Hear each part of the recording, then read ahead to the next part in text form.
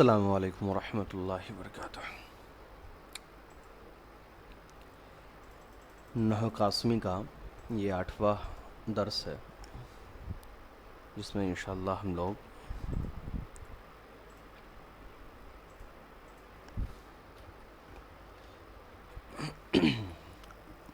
آگے کے اسباق کو پڑھیں گے۔ اس سے پہلے کے ویڈیو میں ہم لوگوں نے صرف کے متعلق کچھ چیزیں پڑھی تھیں۔ آج ہم لوگ مرفوعات، منصوبات، مجرورات اس کے بارے میں پڑھنے والے ہیں۔ مرفوعات، منصوبات، مجرورات کیا ہے؟ آپ یوں سمجھ لیجئے کہ نحو کے جو بہت سے اہم اسباق ہیں ان میں سے یہ 3 چیپٹر جو ہے، 3 سبق جو ہے، یہ بہت ہی زیادہ اہم مانا جاتا ہے۔ کیوں اہم ہے ذرا اس کو سمجھیے۔ دیکھیے، عربی میں ہر لفظ پر آپ دیکھتے ہیں کہ کوئی نہ کوئی اعراب لگا ہوتا ہے۔ کسی لفظ پہ زبر ہے، کسی لفظ پہ زیر ہے، کسی لفظ پہ پیش ہے۔ اور جب میں اعراب کی بات کر رہا ہوں تو کسی بھی لفظ کے آخری کلمے کی بات ہو رہی ہے، آخری حرف کی بات ہو رہی ہے۔ جیسے مان لیجیے الرجلو، تو نحو میں جب بھی بات ہوگی نا اعراب کی تو وہ اس لفظ کے بارے میں ہوتی ہے، لام کی۔ ٹھیک ہے؟ تو کسی بھی لفظ پر جو آپ زبر، زیر یا پیش دیکھتے ہیں تو وہ زبر، زیر یا پیش کسی نہ کسی وجہ سے آتا ہے۔ کہیں پر آپ نے اگر پیش دیکھا تو اس لفظ پہ پیش کا بھی کوئی نہ کوئی وجہ ہے، اسی لیے اس پہ پیش آیا ہے۔ اگر زبر ہے تو اس کا بھی کوئی نہ کوئی وجہ ہے، زیر ہے تو اس کا بھی کوئی نہ کوئی وجہ ہے۔ تو اعراب ایک بہت اہم کردار ادا کرتا ہے ترجمہ کے اندر۔ اعراب کے ذریعے سے ہی ترجمے کے اندر تبدیلی آتی ہے۔ مثال کے طور پہ آپ یہاں رجلن کا جو اعراب ہے اس پر دیکھیے، نصر رجلن، ابھی رجلن پہ پیش ہے تو اس کا ترجمہ کچھ اور ہے، اور اگر میں نے یہاں رجلن پر زبر لگا دیا، اب اس رجلن کا ترجمہ کچھ اور ہو گیا، اور اب یہاں میں نے رجلن پہ زیر لگا دیا تو اب اس کا ترجمہ کچھ اور ہو گیا۔ ایسا نہیں کہ آدمی سے بدل کے کچھ اور ترجمہ ہو گیا، ایسا نہیں، مطلب جملے میں اب اس کا استعمال کچھ اور ہو گیا۔ تو دیکھیے، لفظ سیم ہے لیکن جیسے جیسے اعراب بدل رہا ہے اس کے ترجمے میں فرق آتا ہے۔ رجلون کے مطلب آدمی ہے، اس میں کوئی فرق نہیں آئے گا، بلکہ اس کا ترجمہ ایک جملے میں اب کیسے ہوگا اس کے اندر فرق آتا ہے۔ جیسے دیکھیے، نصر رجلون کا مطلب ہو گیا ایک آدمی نے مدد کی، تو یہاں مدد کرنے والا آدمی ہے۔ نصرت رجلن کا مطلب ہو گیا میں نے مدد کی، تو جیسے اعراب بدل گیا اب یہاں مدد کرنے والا آدمی نہیں ہے بلکہ میں ہوں، میں نے آدمی کی مدد کی ہے۔ تو دیکھ رہے ہیں جیسے اعراب بدلتا ہے تو ترجمے کے اندر تبدیلی آ جاتی ہے۔ تو اسی لیے اعراب کے بارے میں پڑھنا بہت اہم ہوتا ہے۔ تو مرفوعات کے اندر ہم پڑھتے ہیں کہ کسی بھی لفظ پہ پیش کیوں آتا ہے، کن کن حالتوں میں کسی لفظ پہ پیش آتا ہے، یہ ہم پڑھتے ہیں مرفوعات کے اندر۔ منصوبات کے اندر ہم پڑھتے ہیں کہ کن کن حالتوں میں کسی لفظ پہ زبر آتا ہے، اور مجرورات کے اندر ہم پڑھتے ہیں کہ کن کن حالتوں میں کسی لفظ پہ زیر آتا ہے۔ تو زبر، زیر اور پیش، یہی 3 اعراب ہیں، اور ان تینوں اعراب کی کیا وجوہات ہوتی ہیں اس کو ہم ان 3 چیپٹر کے اندر پڑھتے ہیں۔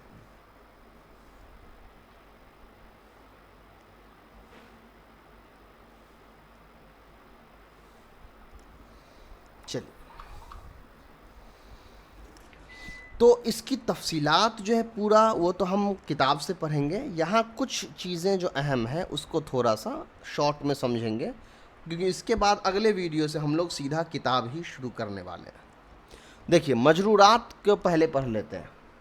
مجرورات میں ہم کیا پڑھتے ہیں؟ کسی بھی لفظ پہ زیر کیوں آتا ہے۔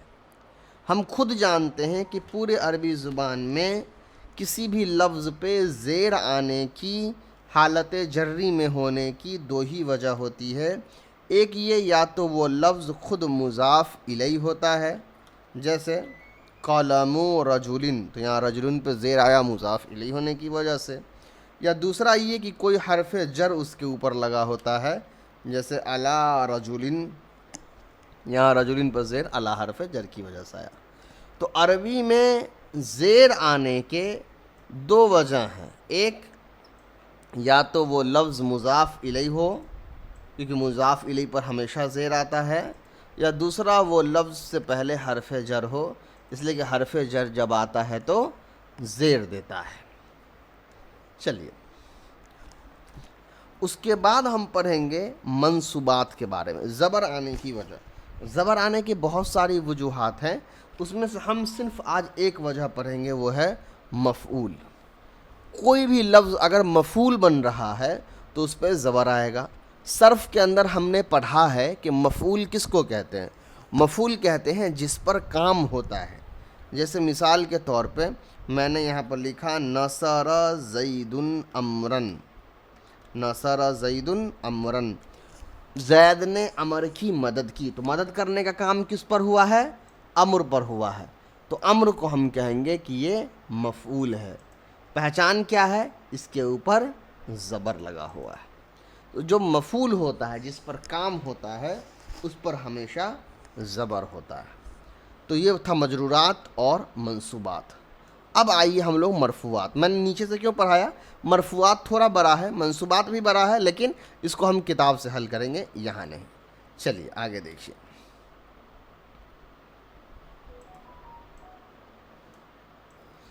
چلیے اب آتے ہیں مرفوعات۔ مرفوعات کے اندر کیا پڑھتے ہیں؟ پیش آنے کی وجہ۔ پیش آنے کی پہلی وجہ ہے فاعل، دوسری وجہ ہے نائب فاعل، تیسری وجہ ہے مبتدا خبر۔ وجہ اور بھی ہیں مگر ابھی فی الحال ہم یہی تین وجہ کو پڑھیں گے۔ چلیے سب سے پہلے سمجھتے ہیں فاعل کیا ہوتا ہے۔ فاعل کہتے ہیں کام کرنے والے کو، یہ میں نے آپ کو پہلے صرف میں پڑھا دیا ہے، تو یہ آسانی سے آپ سمجھ گئے۔ جیسے میں نے یہاں پر لکھا نصر زیدن، تو نصر فعل ہے اور زیدن اس کا فاعل ہے، تو مدد کرنے والا کون ہے؟ زید، تو کام کرنے والا کون ہے؟ زید، تو زید بنے گا فاعل، اور فاعل کی پہچان کیا ہے؟ اس پر ہمیشہ پیش ہوتا ہے۔ تو اب فاعل کو ہم کیسے پہچانیں گے؟ کبھی بھی فعل کے بعد اگر کوئی ایسا لفظ لکھا ہوا ہے جس پہ پیش ہے، جیسے نصرہ فعل ہے اور نصرہ فعل کے بعد ایک لفظ ہے زید جس کے اوپر پیش ہے، تو یہ زید 100% نصرہ کا فاعل ہی ہوگا۔ اس لیے کہ قاعدہ کیا ہے؟ قاعدہ یہ ہوتا ہے کہ پہلے فعل لکھتے ہیں، پھر فاعل لکھتے ہیں، پھر مفعول لکھتے ہیں، اور پھر متعلقات لکھتے ہیں۔ یہ عام قاعدہ ہے، فعل، فاعل، مفعول، متعلقات، یہ جملے فعلیہ کا۔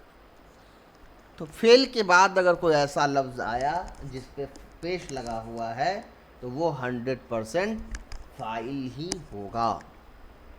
اچھا، اب میں نے آپ کو بہت کچھ دن پہلے پڑھایا تھا کہ جملہ تام جو ہوتا ہے یا مرکب تام، یہ دو طرح کا ہوتا ہے۔ ایک ہوتا ہے جملہ اسمیہ، جو جملہ اسم سے شروع ہو، اور ایک تھا جملہ فعلیہ، جو جملہ فعل سے شروع ہو۔ تو یہ جو ہے نصر زیدن، یہ کون سا جملہ ہے؟ جملہ فعلیہ ہے۔ کیوں؟ چونکہ یہ فعل سے شروع ہوا ہے، اور جملہ فعلیہ کیا کرتا ہے؟ مکمل جملہ بناتا ہے۔ تو نصر زیدن یہ جملہ فعلیہ ہوا۔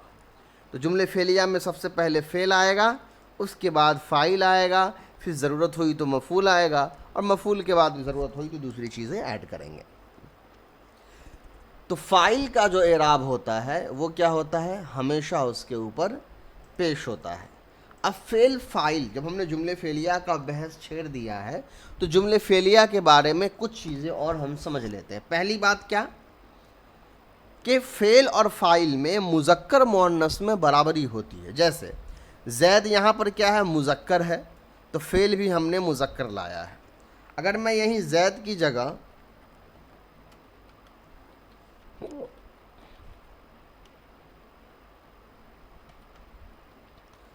فاطمہ لکھ دوں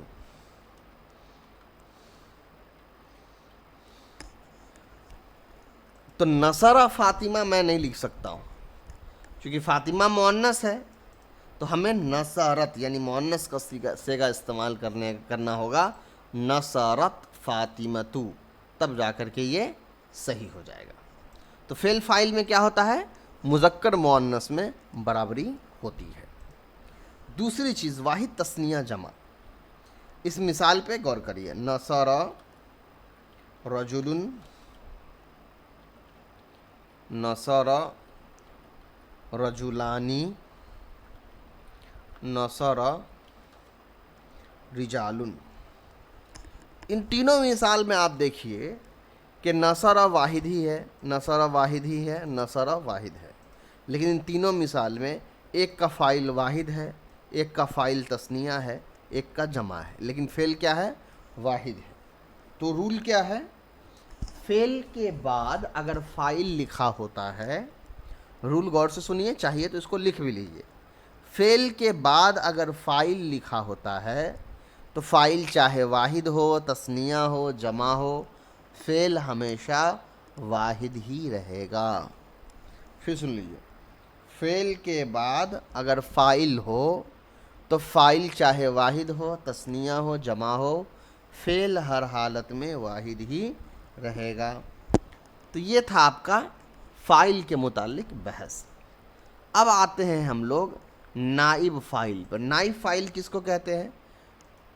یہ نائب فاعل جو ہوتا ہے فعل مجہول کے ساتھ آتا ہے، فاعل معروف کے ساتھ آتا ہے اور نائب فاعل فعل مجہول کے ساتھ۔ جیسے دیکھیے میں نے یہاں پہ لکھا نصر زیدن، اب جب آپ نے یہ نصر زیدن لکھا، اوپر والا مثال دیکھیں، یہاں لکھا ہوا ہے نصر زیدن یعنی زید نے مدد کی، نصر فعل معروف ہے، زیدن اس کا فاعل ہے۔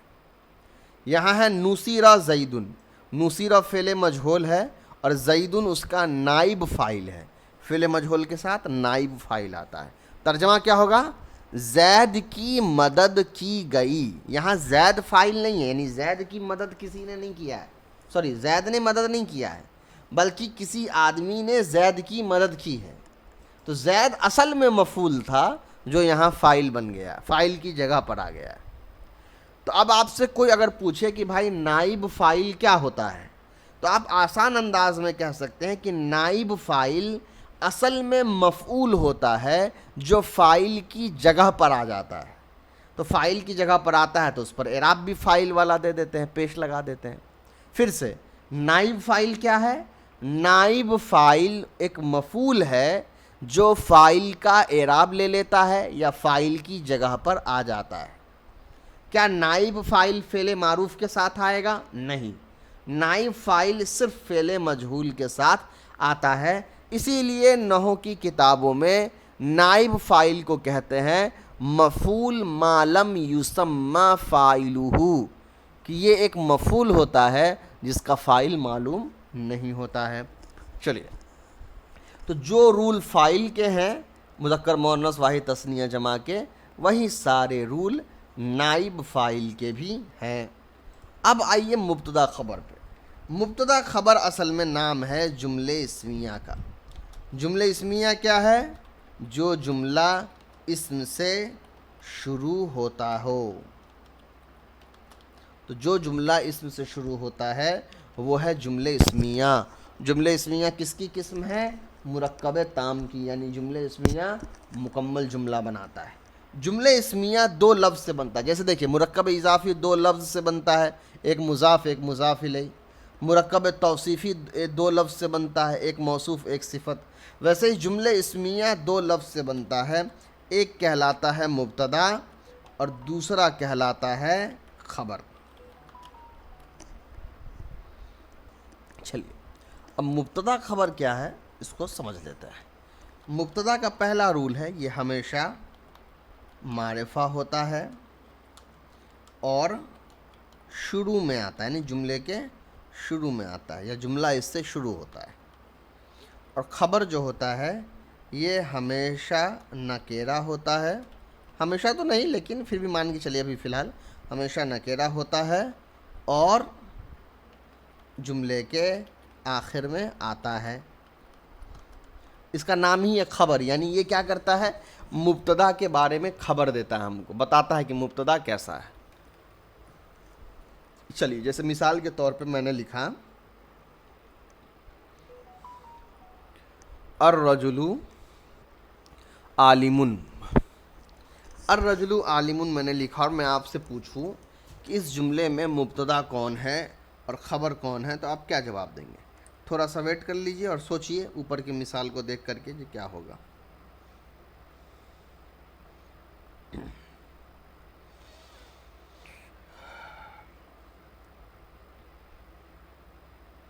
چلیے دیکھیے میں نے کہا مبتدا ہمیشہ شروع میں ہوتا ہے اور معرفہ ہوتا ہے۔ الرجل شروع میں ہے اور الف لام لگا ہوا ہے، یہ معرفہ ہے، تو الرجل بن گیا مبتدا۔ خبر کیا ہوتا ہے، آخر میں ہوتا ہے اور نکیرہ ہوتا ہے، عالم آخر میں ہے اور نکیرہ ہے تو عالم بن گیا خبر۔ اور یہ مبتدا خبر کیا ہوتا ہے، جملہ اسمیہ ہے، اور جملہ اسمیہ کیا کرتا ہے، مکمل جملہ بناتا ہے۔ تو الرجل عالم اس کا ترجمہ ہم کریں گے آدمی عالم ہے، لیکن وہی اگر میں یہاں پہ لکھ دوں الرجل العالم تو یہ جو ہے نا یہ موصوف صفت جملہ بن گیا، یہ کیا ہو گیا، موصوف صفت جملہ بن گیا۔ اس کا ترجمہ ہوگا عالم آدمی۔ تو موصوف صفت اور مبتدا خبر میں جو فرق ہے اس کو بہت باریکی سے دیکھ لیجئے۔ یہاں کیا ہوا، الرجل العالم میں مبتدا خبر میں کیا ہوتا ہے، مبتدا ہمیشہ معرفہ ہوتا ہے، خبر ہمیشہ نکیرہ ہوتا ہے۔ موصوف صفت میں کیا ہوتا ہے، یا تو دونوں معرفہ ہوگا یا دونوں نکیرہ ہوگا۔ تو کوئی آپ سے اگر پوچھ دے کہ مبتدا خبر اور موصوف صفت میں کیا فرق ہوتا ہے تو آپ کہیے کہ مبتدا خبر میں مبتدا ہمیشہ معرفہ ہوتا ہے، خبر ہمیشہ نکیرہ ہوتا ہے، اور موصوف صفت میں یا تو دونوں موصوف صفت دونوں معرفہ ہوتے ہیں یا موصوف صفت دونوں نکیرہ ہوتے ہیں۔ یہ پہلی فرق ہے۔ دوسرا فرق کیا ہے، مبتدا خبر مکمل جملہ بناتا ہے، آدمی عالم ہے، جب بھی جملے میں ہے لگتا ہے تو وہ مکمل جملہ ہوتا ہے، اور موصوف صفت جو ہوتا ہے وہ ادھورا جملہ بناتا ہے، عالم آدمی۔ یہ دوسرا فرق ہو گیا۔ تیسرا ایک اور فرق ہے، کیا، مبتدا خبر کا اعراب فکس ہوتا ہے کہ مبتدا اور خبر دونوں پہ ہمیشہ پیش ہوگا کیونکہ مرفوعات میں سے ہے، لیکن موصوف صفت کا اعراب فکس نہیں ہوتا ہے، موصوف صفت کا اعراب برابر ہوتا ہے، یعنی موصوف صفت دونوں پہ زبر آ سکتا ہے، دونوں پہ زیر، دونوں پہ پیش آ سکتا ہے۔ چلیے تو یہ فرق تھا مبتدا خبر اور موصوف صفت میں۔ اب ایک چیز سمجھیے، جیسے میں نے لکھا الرجل عالم تو یہ مبتدا خبر ہے۔ جیسے میں نے آپ کو بتایا تھا کہ حرف جر ہوتا ہے 17 ہیں جو اسم پہ آتے ہیں، جیسے با تا کاف وغیرہ، ویسے ہی ایک حرف ہے حروف مشبہ بالفعل، اس کے بارے میں آگے پڑھیں گے۔ ابھی صرف یہ سمجھ لیجئے کہ انا ایک حرف جر حروف مشبہ بالفعل ہے، اور یہ انا بھی مبتدا خبر پہ آتا ہے۔ جیسے میں نے کیا کیا، یہاں پر انا لکھ دیا۔ اب جیسے میں انا لگاؤں گا مبتدا خبر سے پہلے، یہ کیا کرے گا، انا مبتدا کا اعراب بدل کر کے زبر کر دیتا ہے، یعنی یہ مبتدا کا اعراب بدل کر کے زبر کر دیتا ہے۔ غور سے سنیے، جیسے ہی آپ مبتدا خبر پہ انا لگائیے گا، پہلے سوال انا کیوں لگتا ہے، تو انا لگانے کی وجہ ہوتی ہے اپنے ترجمہ میں جب اس کی ضرورت ہوتی ہے ہم انا لگاتے ہیں، وہ ہم آگے پڑھیں گے انا کیوں لگاتے ہیں، کیا مطلب ہے اس کا۔ ابھی یہ سمجھیے کہ انا آتا ہے مبتدا خبر پہ تو ہوتا کیا ہے، انا جب مبتدا خبر پہ آتا ہے تو انا مبتدا کا اعراب بدل کر کے زبر کر دیتا ہے، جیسے الرجل عالم، خبر کا اعراب ویسے ہی رہے گا، مبتدا کا اعراب بدل جائے گا۔ اب جب اعراب بدل گیا تو اب اس کو ہم مبتدا نہیں کہیں گے، چونکہ اعراب بدل گیا نا، مبتدا پہ تو پیش ہوتا ہے، اس کا اعراب ہی بدل گیا تو اب یہ مبتدا رہا کہاں، تو اس الرجل کو ہم کہیں گے کہ یہ انا کی اسم ہے، اور یہ جو عالمن ہے اس کو ہم خبر نہیں کہیں گے بلکہ ہم کہیں گے کہ یہ انا کی خبر ہے. چلیے اسی طریقے سے ایک لفظ ہے کانا، جس کو افعال ناقصہ میں سے ہے، اس کا بھی یوز دیکھ لیجئے. یہ تھوڑا ایڈوانس، ابھی نہیں بھی سمجھے تو کوئی بات نہیں ہے، سمجھ لے تو بہت اچھی بات ہے. الرجل عالم، یہ بھی مبتدا خبر پہ آتا ہے. مبتدا خبر سے پہلے جیسے میں نے یہاں پر لگا دیا کانا، یہ جب مبتدا خبر سے پہلے آئے گا تو یہ بھی اعراب اور نام بدلتا ہے، لیکن یہ اعراب کس کا بدلے گا؟ خبر کی. یہ خبر کا اعراب بدل کر کے زبر کر دیتا ہے. اب کیا ہوگا؟ الرجل جو ہے یہ مبتدا خبر نہیں ہے، بلکہ یہ ہو جائے گا کانا کی اسم، اور عالمن کیا ہو جائے گا؟ کانا کی خبر. تو آسان انداز میں آپ یہ سمجھ لیجئے کہ جملہ اسمیہ ہوتا ہے جس میں دو لفظ ہوتے ہیں، ایک مبتدا ایک خبر. مبتدا ہمیشہ معرفہ ہوتا ہے، خبر ہمیشہ نکرہ ہوتا ہے، یہ مکمل جملہ بناتا ہے. اور مبتدا خبر پہ کبھی کبھی انا لگتا ہے، جب انا لگتا ہے تو مبتدا خبر نہیں رہتا ہے، بلکہ مبتدا انا کا اسم کہلاتا ہے اور خبر انا کی خبر کہلاتی ہے. اور انا مبتدا کا اعراب بدل کر کے زبر کر دیتا ہے. اور مبتدا خبر پہ کانا بھی لگتا ہے، جب کانا لگتا ہے تو مبتدا کہلاتا ہے کانا کا اسم، اور خبر کہلاتا ہے کانا کی خبر. اور کانا جو ہوتا ہے وہ خبر کا اعراب بدل کر کے زبر کر دیتا ہے. تو مرفوعات، منصوبات، مجرورات، اس میں اتنی چیزیں آپ نے پڑھ لی ہے کہ اس کے بعد ہم انشاءاللہ جب کل سے کتاب شروع کریں گے اور اس کو جلدی جلدی پڑھیں گے، پھر بھی آپ کو کوئی مسئلہ نہیں آئے گا. نحو صرف میں جتنی چیزیں ہم کو سمجھنی چاہیے کتاب کو شروع کرنے کے لیے، وہ میں نے آپ کو سمجھا دی ہے. تھوڑا سا اور سمجھ لیجئے کہ یہ کیوں کیا گیا. پہلے ہم لوگوں نے ڈائریکٹلی جب کتاب سے شروع کیا تو کتاب میں بہت ساری ایسی چیزیں تھیں جو بگنرز کے لیے، یعنی شروعاتی مرحلے میں پڑھنے والے طالب علم کے لیے بہت مشکل تھا. تو میں نے پہلے آپ کو ایسے الگ سے پڑھا کے سمجھا دیا. اب جب آپ سمجھ گئے ہیں، کل سے جب ہم پھر کتاب شروع کریں گے تو اب آپ کو وہ دقت نہیں آئے گی، اور جلدی جلدی پھر ہم کتاب کو اگر مکمل بھی کریں گے، پڑھائیں گے بھی، تو آپ کو زیادہ پریشانی اس میں نہیں آئے گی. السلام علیکم ورحمۃ اللہ وبرکاتہ.